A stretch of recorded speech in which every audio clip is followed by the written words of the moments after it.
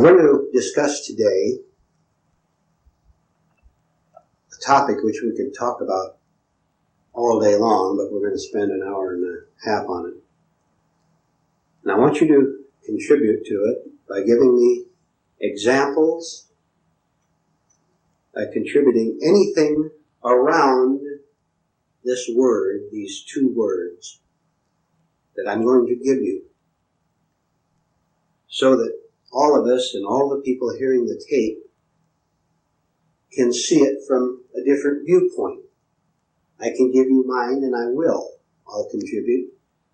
But mention what it means to you, anything that occurs to you that's constructive about this idea. And when I mention it, you'll see how broad it is, how vast, how many things we could say about it. And we're going to think rightly. We're going to think rightly about, and this is the topic, about unnecessary thought. Now find some synonyms for that. We're going to talk about and discuss useless thought, pointless thought, destructive thought, uselessly repetitious thought, nagging thought. Does that ring a bell? Nagging thought? A lady told me once, about a year ago, that her mind was dominated by a certain type of repetitious thought, and it drove her mad, practically, you understand, because she couldn't get rid of it. It kept invading her all the time. Now, this is similar to what we experience. It may not be a particular one that invaded her, but we have our own ways of being a slave to repetitious and therefore useless thought. First of all, see some of the damages of it. One, if I'm caught up in nagging, repetitious, monotonous thought, it's captured me. That's all there is. There is nothing else. Therefore, all this time that I'm in it, I have wasted. I could have been working on myself. But I can't because I'm captured. I'm taken over.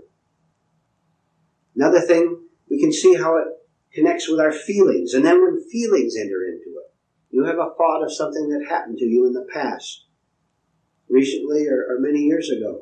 And that goes nag, nag, nag all day. I don't have to tell you this because you've experienced this, right? And you get in despair and you say, how on earth am I ever going to get out of this? We're going to find out by concentrating it around the idea of unnecessary thought. That's our general theme. I want you to tell me, volunteers, first we're going to start with examples. Let's see what we're talking about. Someone may have an unnecessary thought that you have, but unaware of it. Or maybe you're embarrassed by saying it, and this other person saying it makes you a little more courageous in seeing it in yourself. We're not hiding anything here. We know we're in bad shape, right? We know this. We know it, and we want it out. Let's see it. So, give me some examples as a starting point of unnecessary, useless thought.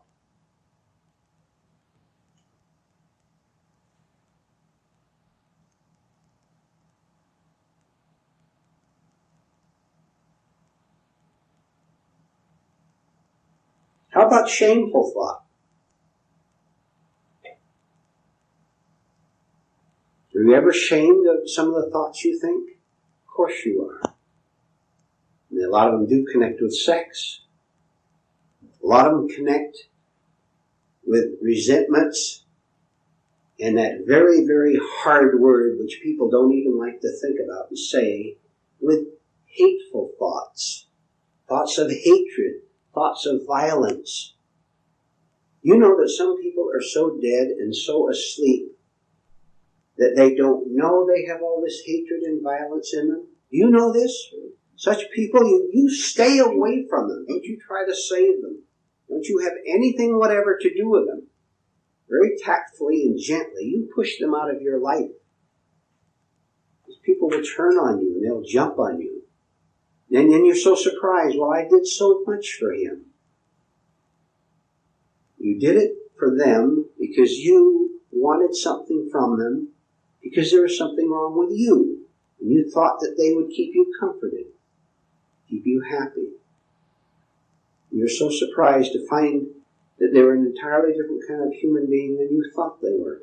This is because you are an entirely different kind of a person than you think you are.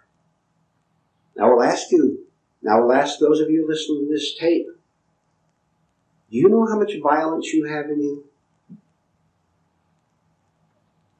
One of the mistakes, I know it, I'm not deceived about this.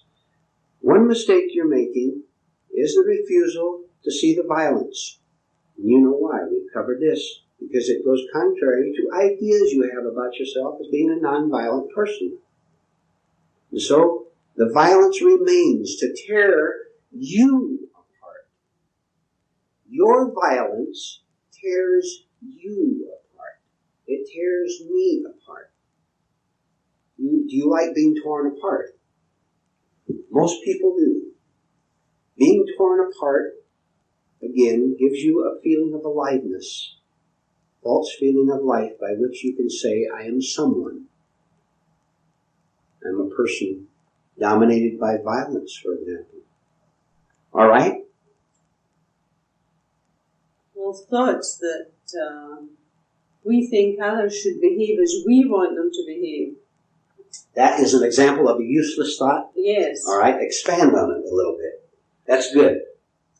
Others should behave as I want them to behave. All right. Why is it there, for example? Why do you have this thought at all that this person and that person should behave in a way that pleases you? Why is it there? Because I think they owe me something. Why do they owe you something? I'm not just... No, I know. Because if I do things for others, then I expect them to do things for me. It's a trading. Right. Right? Mm-hmm. So this is a useless thought. Because I have this image that I can do things for other people.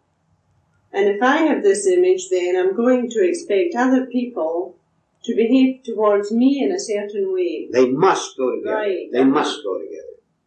Yes, go ahead. Well, I was thinking about a useless thought. That when you have it for somebody else, and they strike back at you, then you see the violence that you have within you, and you don't like that. All right, take violence as a useless thought.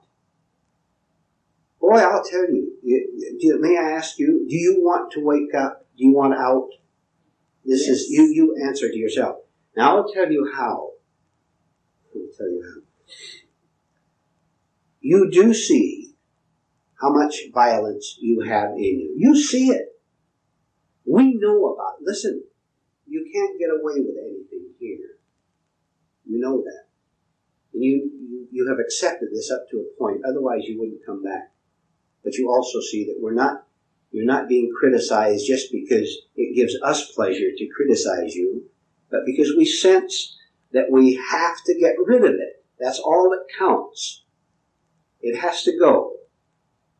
All right? Someone give me a comment. All right, Sally. Okay, critical thought. There's a good one right there that we do every day. And if only we could see it. Give me an example. An example is criticizing you, say, for the way you're sitting. That's just a small example. And we do this unconsciously in our own mind. We see something, we criticize it. Anything at all. You want me to sit straight like that? Well, say that's a for instance. Yes, sit straight. Is there pleasure in criticism? Yes, the false self gets pleasure out of it. Because if I can criticize you, then I'm superior. by comparison. It is. That's what I mean, Rose. If I criticize you, then I'm putting myself in a superior position as not being like you. And then you have the same thoughts about me, because I don't do things that you would do. But basically, you have to be a violent person to criticize another person, don't you?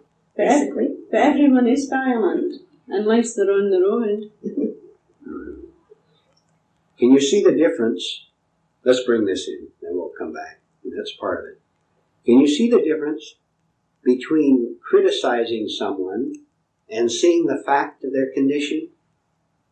Yes. Can you see the difference in this?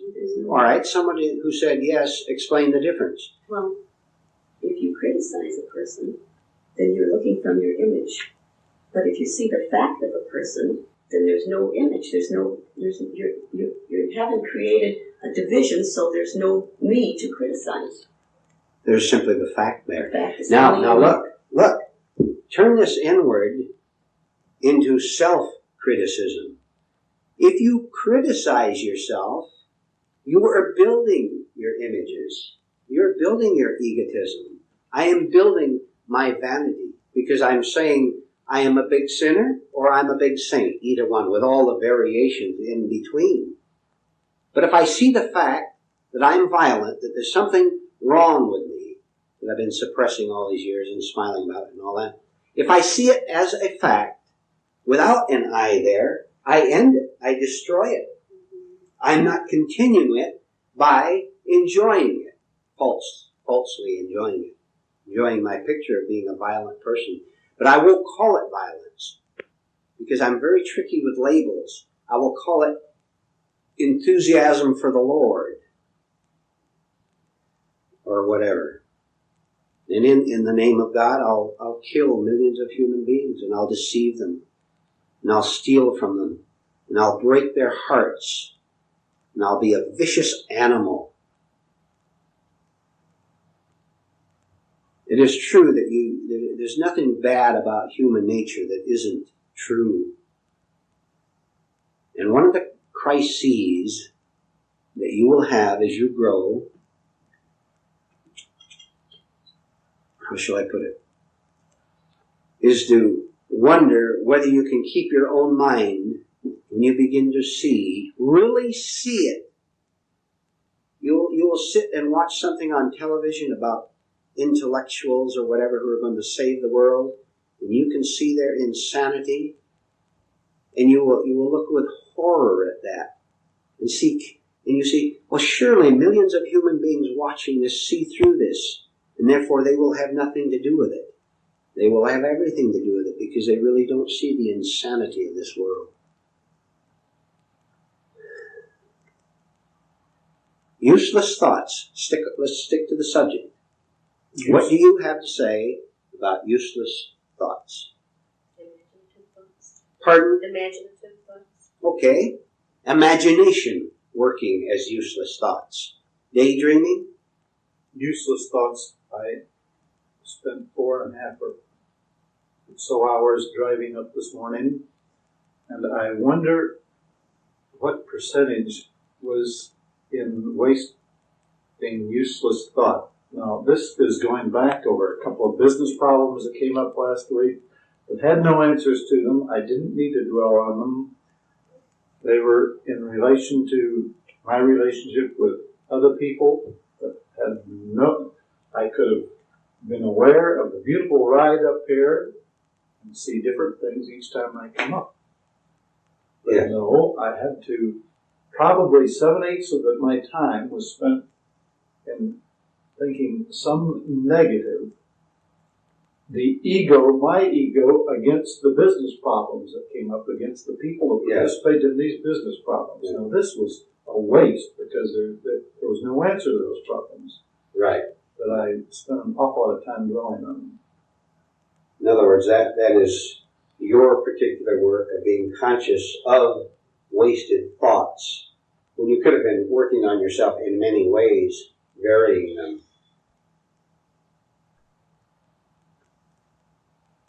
Vain thoughts are useless. What will they think of me? Will they approve of me? Will they accept me? And yet a lot of energy is used by a lot of people with thoughts of that kind. Yes, all right, let's go into that a little bit. I want you to like me, to appreciate me, to think well of me. When I do that, I am now under strain because I feel I'll get certain advantages by behaving in a certain way toward you, being nice to you even. Maybe that's part of my little game, being nice to you. As Sally said, I would begin trading with you. Can you imagine, right imagination, how you would behave toward other people if you didn't care whether you pleased them or not? Now, don't go to the opposite, as people always do, and say, well, that would be unkind. We're not saying being unkind. We're saying don't be hypocritical. When you're not hypocritical, you're not unkind. What I'm saying is, can we find where we have strained behavior? Why do I want to please you in most cases? Why does one person want to please another? Because this is a form of self-security, of self-protection. I am lonely, I will please you so that you will be my friend, or my wife, or my husband, or whatever. And I'm afraid of displeasing you. Now I'm afraid. I have to be afraid. I'm afraid of losing you. Now I'm going to sacrifice myself to you. You see why you have to leap into the dark and say, from now on, I'm going to behave to please. Now be careful, don't leap ahead. From now on, I'm going to behave to please myself. Don't leap now. You know what I'm going to say. I'm going to behave to please my real nature, my true nature, not this self which is built up of these images and all these false ideas about who I am.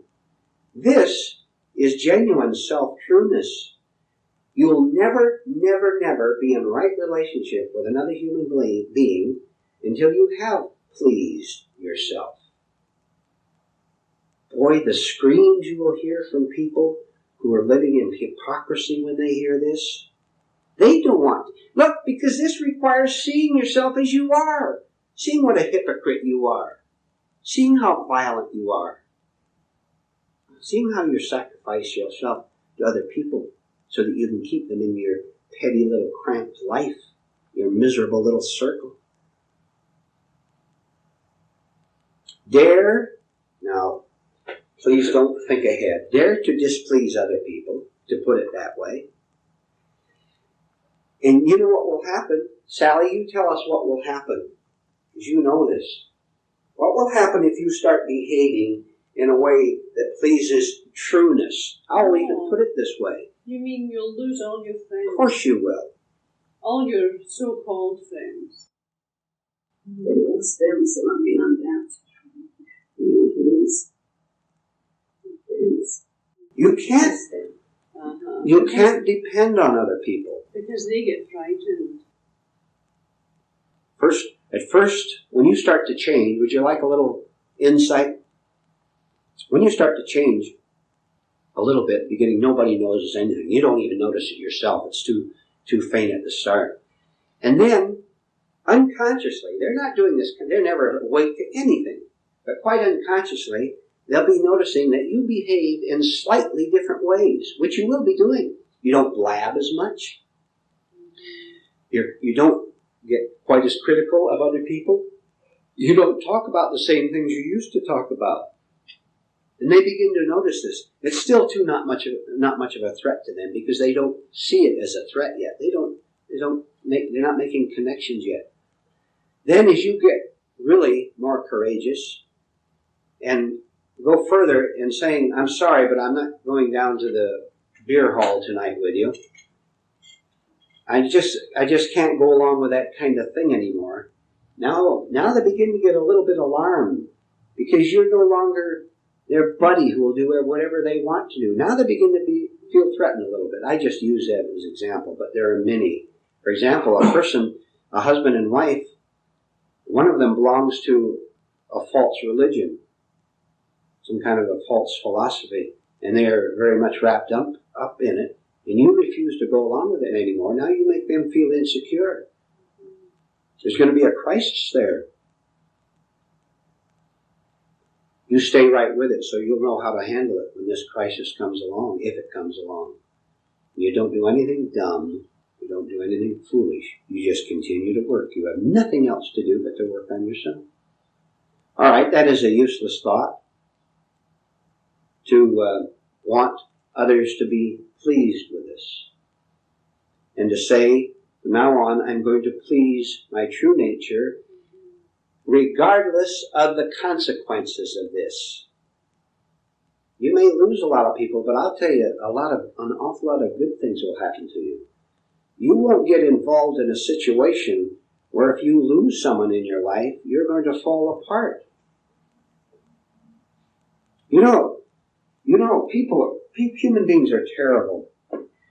When they see you're depending upon them, they get great pleasure because they get great power over knowing that you are dependent on them. And they'll work you for all they can get. And at the slightest new advantage to them, they will leave you. They have no other way to behave than this. You understand? Because they are so desperate for security. They're so desperate to find an anchor, something to hang on to. And the bigger the anchor, the better. So if you're a little anchor, they'll leave you and go on to another. And on they go, ruining themselves, never seeing what they're doing to themselves. But you have to stop doing the very same thing yourself. Latching yourself onto a new friend, a new wife or husband, a new philosophy or new religion. All right. What else is useless thought, unnecessary thought? Thoughts that if only I had this, I'd be happy. If I had the new house, the new car, a boyfriend, a girlfriend, it would make me happy. Useless thoughts that if only something happened. Which brings in the illusion of time. Right? I'm miserable now, tomorrow I'll be happy if I get this or get that. Which means I've divided myself. Already, do you see? See how much self-division enters into this? We divide ourselves at every turn. We divide ourselves by, if I get this physical object, if I get this human being, if in tomorrow. Be very conscious of how we divide ourselves in dozens of ways in our mind. That means we are thinking about our welfare, our benefit. We are thinking about it. And if we think about it, we're already apart from it. Because there's no time in God has no time. God is timeless. God has no division. Truth has no division. All I have to do is see how I have separated myself from the all, capital A-L-L. I've divided myself from this by thinking, by thought, by imagination, by desire, by emotions.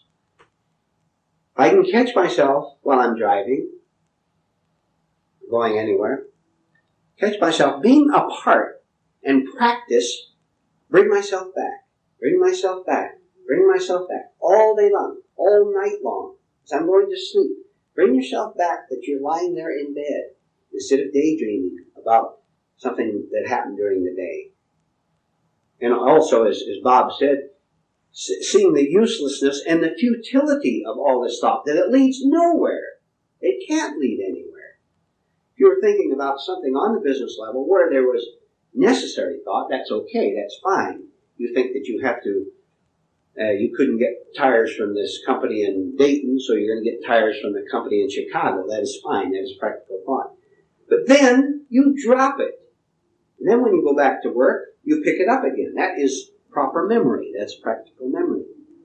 But to run through our minds all these things about how we were hurt in past years and how in future years we can make it better, this is false thinking, wrong thinking. We must learn to think less because we see the uselessness of it. How about suspicious thoughts? All right, tell us about suspicious thoughts. Well, I don't know if it's the same as any other thought. Well, Like a feeling, what are these people thinking about me? Or walking around the street. These are suspicious thoughts. Then it builds up fear. You want to go into a restaurant or meet someone. These fears are partly due to the suspicious thoughts one has of oneself. yes. Then is this related back to the imaginary pictures we have of ourselves or what? Yeah. And there's a very frightened person in back of these suspicious thoughts, is there not? And there's and a very self-centered person in back of them. And let's go back to childhood years where maybe I was frightened or something by something, then I mistrusted the person, then this builds up something like the suspicious thoughts. Yes, suspicion is a false attempt, a wrong attempt at self-protection.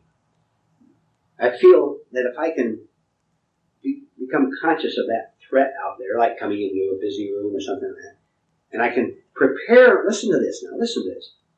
If I can see everything about this, coming into a room with a lot of strange people, I feel ill at ease, I feel nervous, and my little mind starts working and says, if I can prepare myself to behave properly to these people, say the right thing to that man, and the right thing to that woman, and smile to this person, if I can just prepare myself properly, I'll be protected. I won't get hurt by them, because they are frightening to me.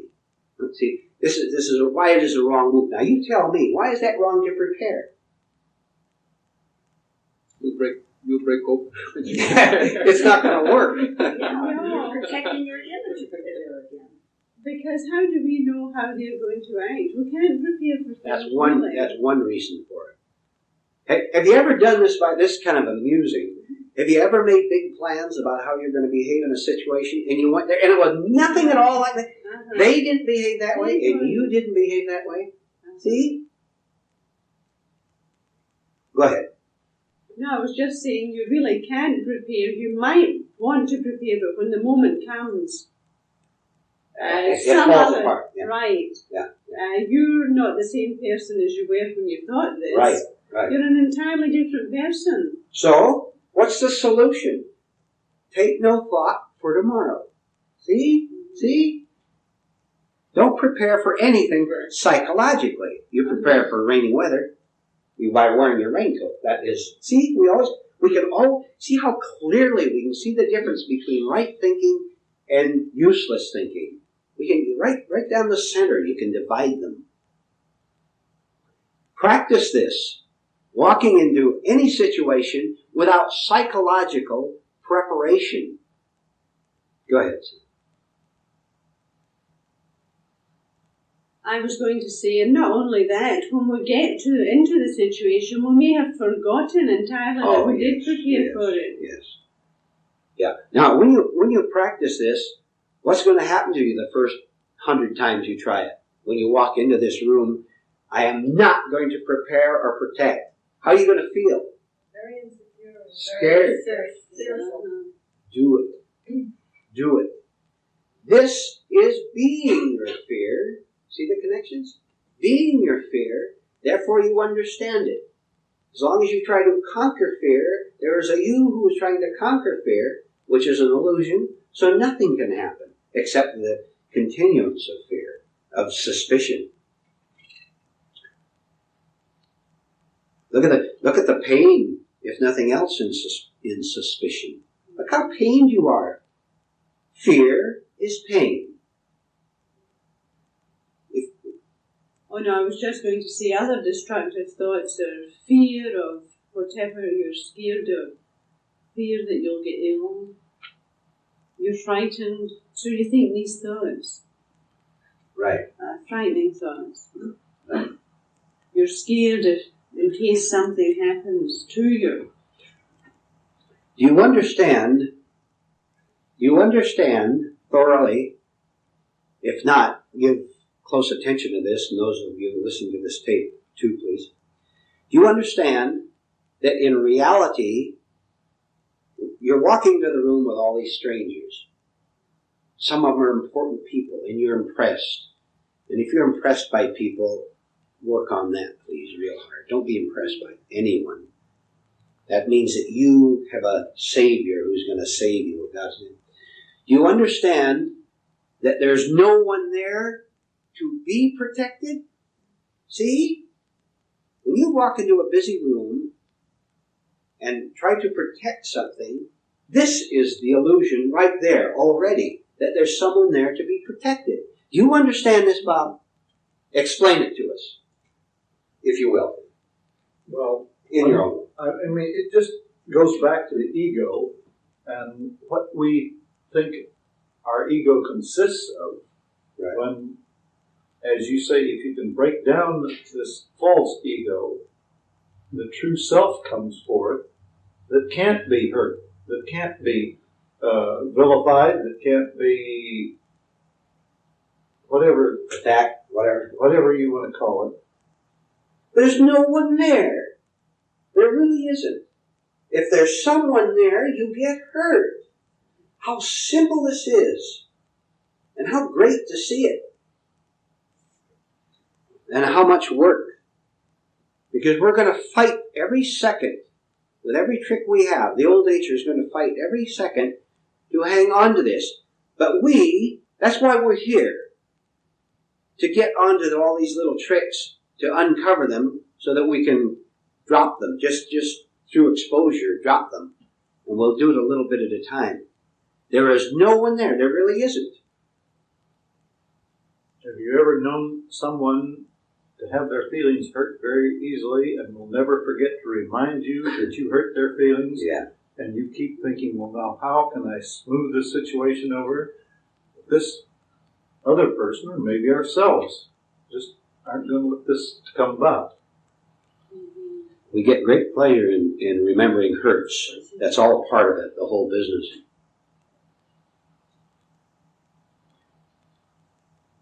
I found myself when I'm looking at TV, especially at the news, the Vietnam news. I don't think I'm violent, But then I'm watching the movies how the American soldiers are over there. Then sometimes I wish, I wish they had finished off with all of those communists. Now that's pretty violent, intellectually, if you think about it, it's pretty violent, because you're killing off human beings. It really does show how deep the violence is in oneself, But you can feel it sometimes, the violence I have. At least I can feel it sometimes. While you're watching the movie violence, you're watching for it in yourself? Oh, yes. Yes. I'll tell you when to look for violence. Remember yesterday we talked about frustration? How terribly frustrated we are because we don't see all these things. The next time you're frustrated, take a good, long, courageous, honest look at your state, and you will see violence. You must see violence. It has to be there when you feel frustrated because they're both the same thing. They're both part of the whole negative reaction to not getting what we want. Look at violence. When you see it, you'll see all the answers to why the world is the way it is. Not just war. That's an obvious example of human insanity. But you'll see many other things. You'll see why the social system operates the way it does. Because violent people are parading as non-violent people. This is another useless thought that the world should change. Pardon? There's another useless thought that the world should change. Frustrated because the world hasn't changed. Yes, and do we have some time left? How do we get out of that? By seeing that it isn't going to change. If you think you can change the world, or even one small corner of it, you are still under illusion. You haven't even changed yourself. And furthermore, you don't want to, because it's hard work and it's very unpleasant work. The world is not going to change. You can change. Then you will understand that it's not going to change, and you will no longer be bothered by it in the way you were before. Because you're not trying to do the impossible anymore. Now, reduce it from the worldwide scale to your own family. You all have relatives. Your relatives aren't going to change at all, in all probability, from the way they are. Think of some of your relatives who are in trouble. Come on now, be real honest. You know deep down inside of you that they're not going to change, don't you? And they're not. A miracle would have to happen. You can't make a miracle happen to anyone else. You can make it happen to yourself by what we're working on here. And when you see this, many other benefits come. The ending of false guilt, that you should do something for them. You can't do anything for them. Look, just imagine this is the first time you've ever heard these principles. One of the first things you will hear is the idea of self-responsibility. You are responsible for your life. You are, I am. No one is going to save me. I can save myself, to use that word. No one is going to save you except yourself. When you see this, all this sentimental nonsense about helping the downtrodden and all that will disappear. You used to think this was love on your part. It was hypocrisy on your part. It was a projection of your own self-pity. And then you cease to make things worse by trying to help people who will not help themselves. You know how easy it is to use the word love in every other sentence and to deceive yourself into thinking that you have love. The ending of self-deception is the beginning of our work. Maybe those of you who are listening to this tape don't know how strong we must get into these things. Maybe you don't know that you have to stop lying to yourself. If you're willing to stop lying to yourself, then there are possibilities. If not, then you'll never make it. We're here to help each other to stop lying to ourselves. And if we get our feelings hurt, fine. Come back and get them hurt some more. Every time you do, you will gain a little something. If you run away, then there's nothing for you.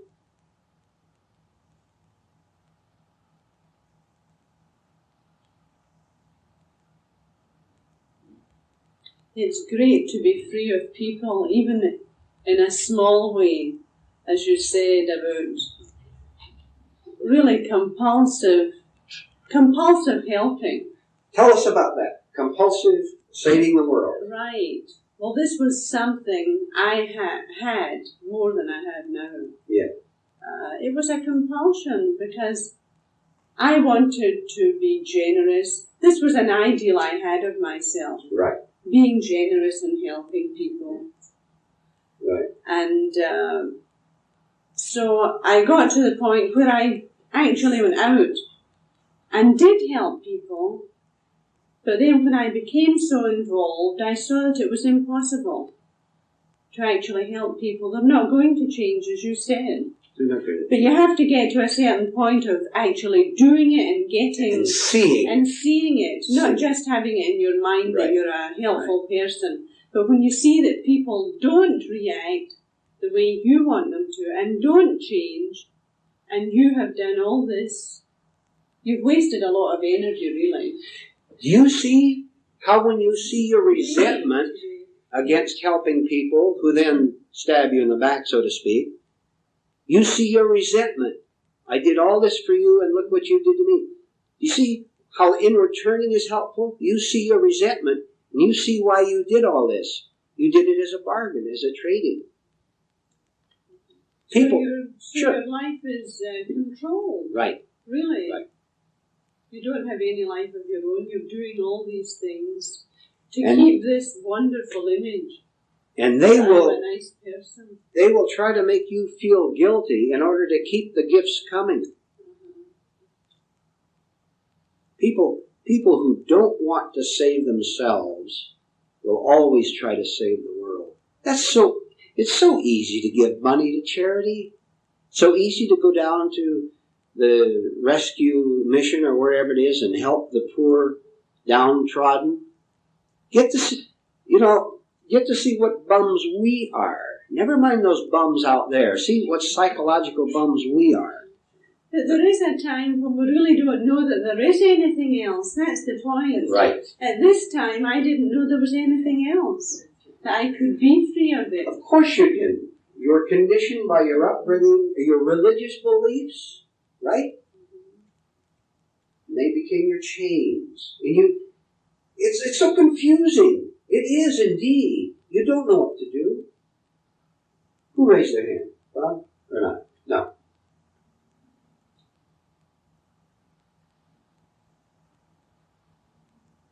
I'd say we're all rather fortunate that we got to the point where we were pained enough and saw that this was not the way to live, and that there must be another way, and apparently the strong desire to want another way led us to these right principles. Because I was like Sally, I was out to save many people, and my own life was such a mess that I refused to look at it. See how that preserves an image, a false image? You're part of a religious group or a social group that's doing good, quote marks. Therefore, you're a good person. That's it. You've got it made. God will reward you in heaven. What else is there to think about? Now you don't have to think anymore. But boy, are you resentful. Boy, do you have the hatred. Boy, do you have the nightmares. The violence. Right, Rudy? Without getting off the subject, Mr. Howard, could you you've mentioned before, I know, about our extreme moods of elation or excitement seem to have a counter effect of extreme depression, or whenever we allow ourselves the, how can I place it, the enjoyment of these extreme, what we feel are exciting, wonderful, way out feelings, there is a counter. That's good to observe, that the pendulum must always swing back the other way. When you see someone who's real excited about, shall I say it, about getting married, emotional elation, some of you have reactions to that, about getting the new home, getting the raise or whatever it might be, great emotional elation, you know very well, you should know if you've looked at yourself at all, that you're going to be depressed when it swings the other way. Because, remember we said that the mind works in opposites, and the emotions do too, and they're connected with it. So you have no choice. But even in the elation there is fear, because there's something in you that knows that it's a false position. But it's so hard to let go. We know that. We understand the difficulty of this. We understand how we thrill getting that letter that said you have won the prize or whatever it says. The first thing you do is to run over to your neighbor and wave the letter in front of his hand. Boy, you're going to be depressed a couple of days later. It's all based in illusion. This feeling you have taken as you. And when it swings, you will be depressed. Sally has something to say. No, I don't. Is that the end of the tape one? No, we got that. Pardon? We got that. All right. Have you observed this in yourself? The swinging over from left to right, from up to down? So, when you're in the up, why don't you look at it and say, I know what's going to happen next. That is self-observation. That is self-knowledge. That begins to end it. End it because why? Because you no longer identify, I am the excited, happy person right now.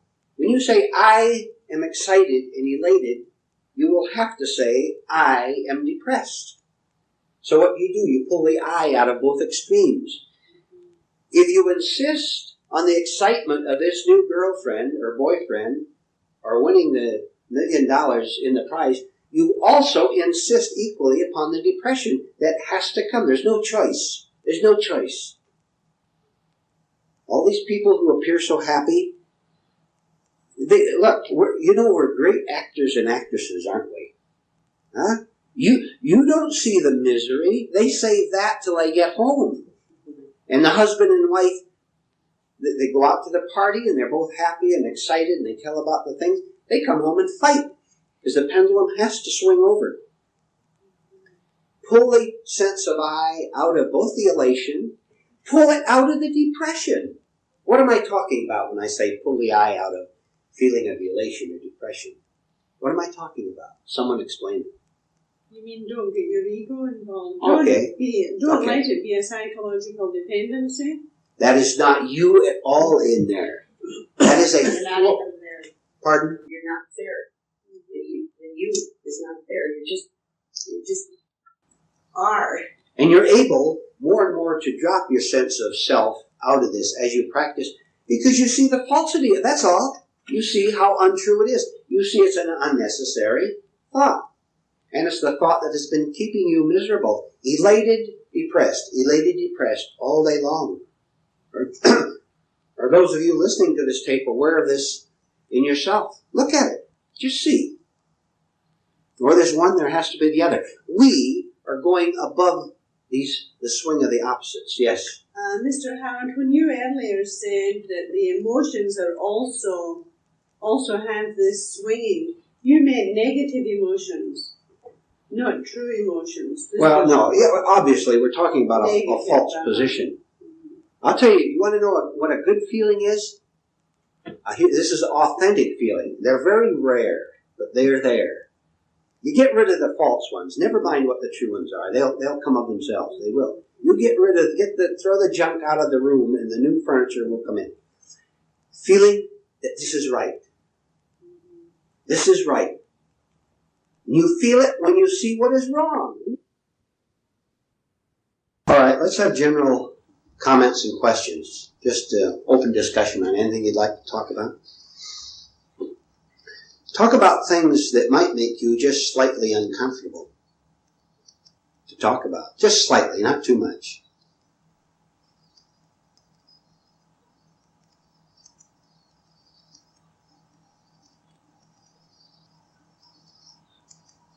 How do you get over the fear of what people are thinking about you? Somebody answer that. We've answered it, but let's do it again. Maybe you can say it from another viewpoint. How do we get over the fear of, repeat that exact phrase. How do we get over the fear of what people are thinking about Are thinking about us. All right, how? Of course, through understanding, but what must we understand? Who is this self that is so concerned with himself? See? If you can see that much, then we can see where we have to work. This is what we want to do, to see where we have to work, to dissolve the illusion that there is a psychological self there that needs protection at all. See, it's this business of protection that we're concerned with. Look, doesn't it kind of get clear after a while? I have an idea of who I am. That idea must be protected. Because it's only an idea that I have about myself. But this is all I know about myself, is that I am a very young, good-looking man. See, this is what I know about myself. All right. Now I must protect this against growing old. Already I'm in despair because I know I can't do it. It's impossible. I'll use all the artificial devices I can to stay young, for example, to stay young and good-looking. Because I get certain rewards out of being young and good-looking. Now I'm afraid of its opposite. Old and not so good-looking, right? But the whole thing, physically, of course, I may be young. I may be good-looking or I may not be. But it's the psychology of it because it's the I that's involved. I want to remain young and good-looking because this is all I know about myself. If I didn't have this, who would I be? I would be nobody. We're out to become nobody. This is what we're doing here, to understand what it means to be nobody, which is many, many steps into fear, right? Into fear, you're walking right into it. Look, we're walking right into the end of ourselves. That is the way out. But you have to do it. As Sally said, you have to actually see it and not just think about it and not talk about it. This is why it's important to come to a group like this and take as much as you can. Be as insulted as much as you can. Then come back next week and take some more. If you get sensitive and fall away, which many, many people do, then of course you'll never find out. Come back and be insulted. Be hurt. The fear of rejection also. Fear of rejection. Who gets rejected? An idea you have. If you didn't have an idea about your self-importance, How could you be rejected? There's no one there to be rejected. There's no one there. Do you understand this? I understand that. That there's no one there? There really isn't. There really isn't. This isn't a philosophy. This is a fact. But see how frightening it is?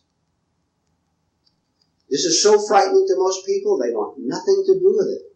So they're going to remain right where they are, scared, hostile, critical of the truth, hating the truth. Did it ever occur to you that people, you understand we're not talking from vanity, and if we are, then we better work on ourselves. You understand that people who do not want these things are haters of the truth? That's kind of rough, isn't it? But this is what it is, and you had better see it. See it in yourself. Actually hate the truth, and try this one on. They hate everything that is good and everything that is truly decent. Period. You see this, and then you see how much you're in love with this woman. Then you see how much you're longing for this handsome man who's an up-and-coming, successful businessman. You see if you still yearn for him or her. Boy, you'll see how to get free fast.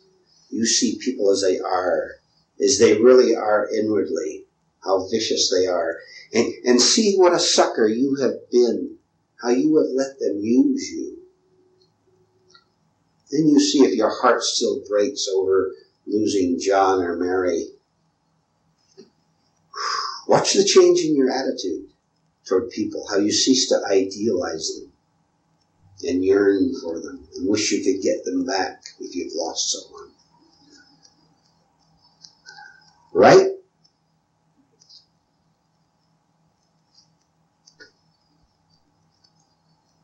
In line with the idea of useless thoughts, the regret for the past, the things, the mistakes we made in the past, these would be completely useless, wouldn't they? Of course they would. And why would they be useless? You tell us.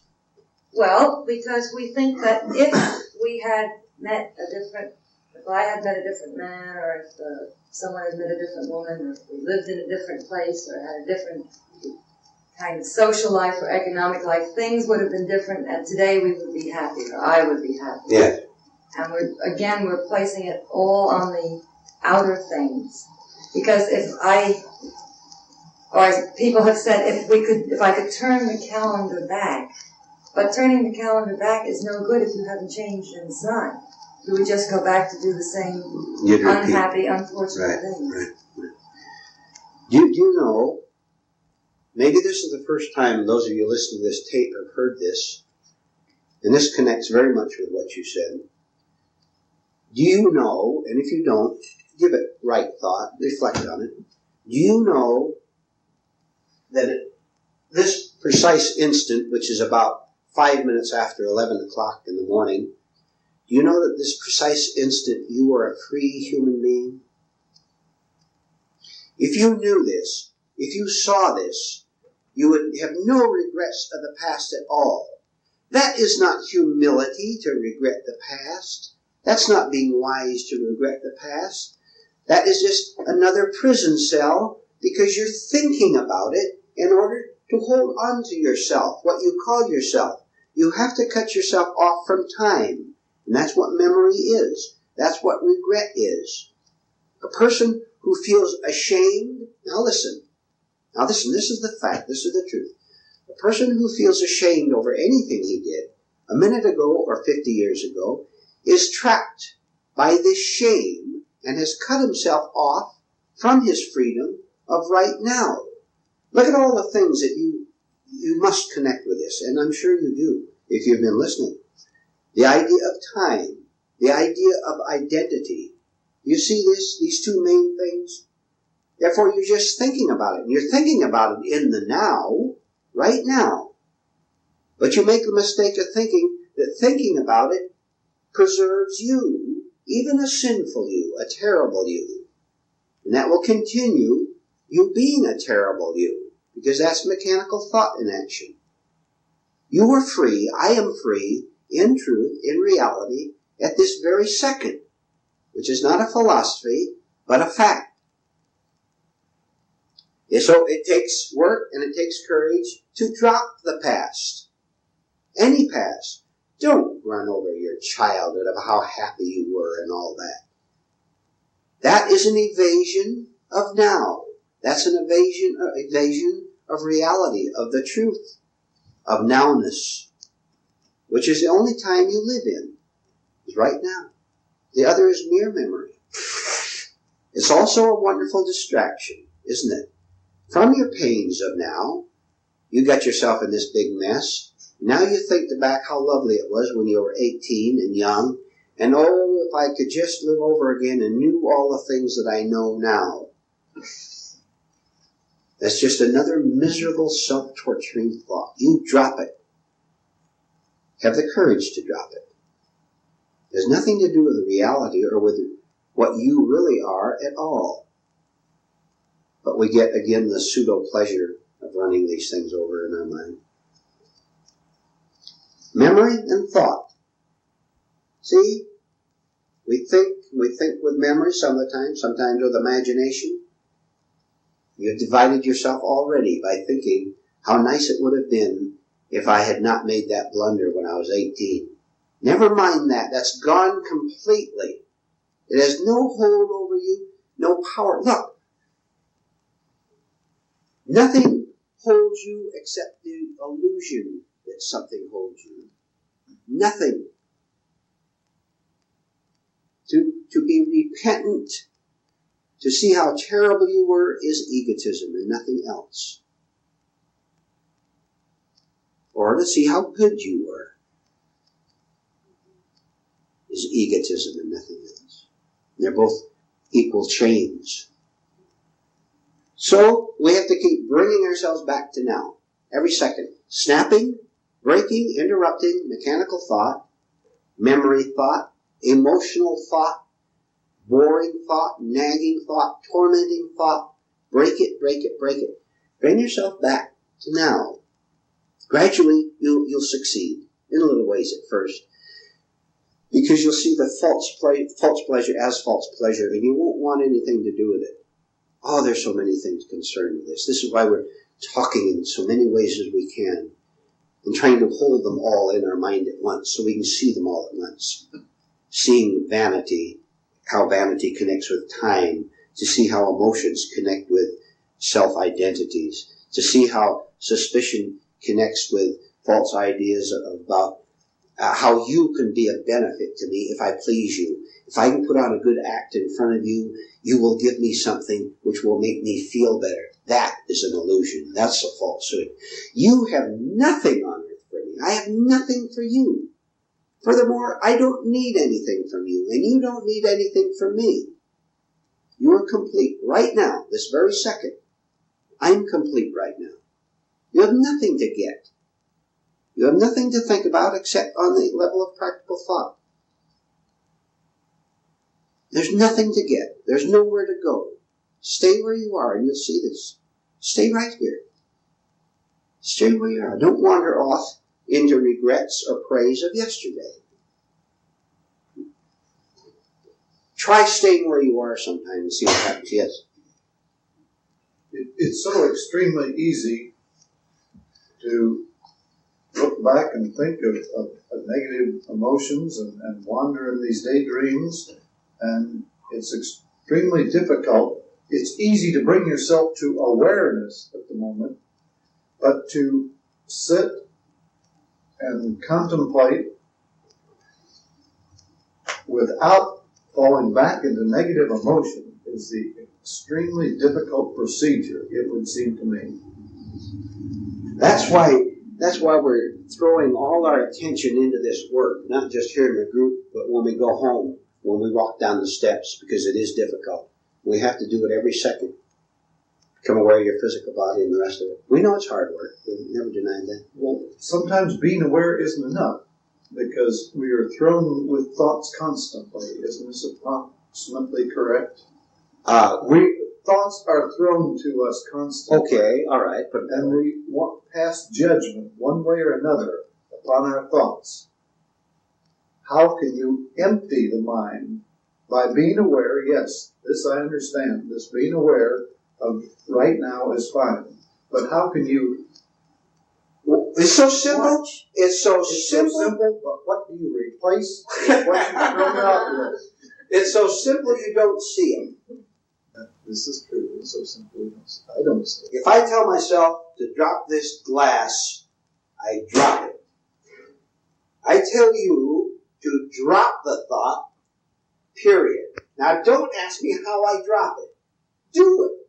Drop it. Don't ask how. Why don't you just do it? Don't get complicated. Don't get scientific. Drop it. These are, sorry. These Sally, are good you ones. sometimes seem ready to burst with something, and I'm so anxious to hear. These are good ones to remember. Drop it. I've been working on this week. And these thoughts are going through our minds. But if you just try and drop it, it works. At first, resistance is there. But Then you I want- mean, when you see it and you drop it and keep doing this. There is, let's repeat a point to see why it is difficult. There is great false pleasure in the railroad freight car running through our mind continuously and endlessly. There's great pleasure in it. Watch people's faces when you see them on the street or in the home, and you can practically see how they're totally absorbed in this stream of thoughts. Now, you know what it means to be asleep now, don't you, when you see them? Don't you? They're gone. And you say something to them, and they jump a little bit. They were gone. They were in Africa on an exposition or something. There's great false pleasure in that. And we're here to understand that it is false pleasure so that we can begin to drop it. We have about 5,000 elements that we have to bring together and try to see at once. We're trying to see a dozen things at once. Maybe the start, all we can see is one thing that we must interrupt our thoughts. Then we can see a difficulty in interrupting it.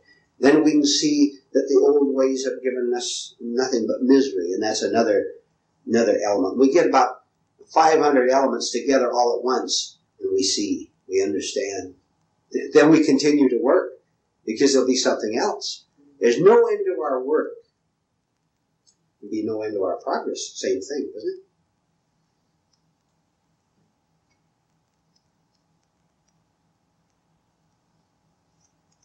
You mentioned self-torturing thoughts before. Something just rang a bell with me because it made me think of how much pleasure I had always gotten out of self-torturing thoughts. Amen. Did you get Yes. that too? I mean, it's just like a fire engine went off or something, and it immediately came to me of the tremendous pleasure that's involved in it. Yeah. Pleasure in what he's talking Why about. is that?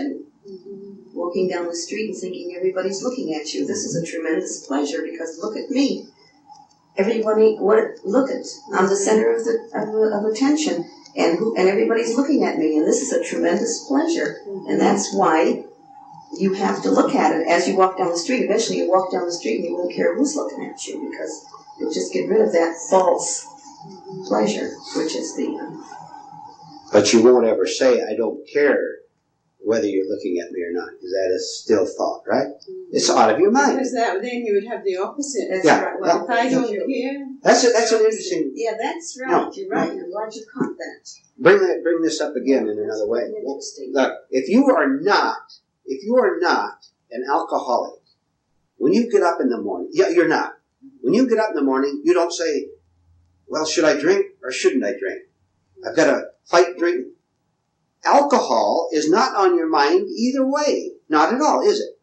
It's only when you're trapped by it that you say, I mustn't drink, I must drink. See? Not on your thought at all. Go ahead. Well, I think the word humility is another trap we can fall into real easy when we want to identify ourselves as a humble, or now I will assume a humble idea. Pose. pose. This is another ego gratification. And I mean a gratification. Yeah. Huh? Have you ever, I know you have, we all do it quite casually, I'm sure. Have you ever watched people playing their roles? Do that as part of your work, as well as ourselves. Have you, tell me, some instance maybe where you've seen a person playing a role. Can you remember any? Well, I used to belong to an organization with Japanese, and they were supposed to be very humble. And I saw the most violent, arrogant human being I ever saw in my life. It was so shocking that when I finally woke up, I couldn't believe what I saw. Yes. And they're supposed to be, and this woman who was head of design was simple, little, humble, little Japanese woman. That was her, the way she started out. And she was just so violent, you just couldn't believe it. Yes. Some of them are quite obvious, and some can be very, very subtle. Don't be fooled by anyone. Boy, Don't believe people are as nice as they appear to be. No one is. That's right. Well, this Oriental expression of saving face can also be interpreted as an Occidental expression of saving face. Same This is thing. what so many of us attempt to do. We are into a situation and we try and take an easy way out, and this is saving face for both concerned. Instead of bringing it up, observing it, and dropping it, as you said. Ask yourself during the day, all during the day, among many other things you're doing, ask, where might I be playing a small role? Look for little things. Where might I be playing a small role? And you'll see so many things in that, you'll want to drop it. You see the tension in playing a role. When you're playing a role, you have to do things just right. You have to be careful to walk the center, or you'll offend. If you go too far this way, you'll offend that group or that group. So you're playing a role. See how miserable it is. That should be enough to make us want to drop it, if nothing else would. Catch yourself in small roles. See other people in small roles. The affable salesman. Anybody can smile when they want a commission, right? Let's take 5 minutes more, then we'll end.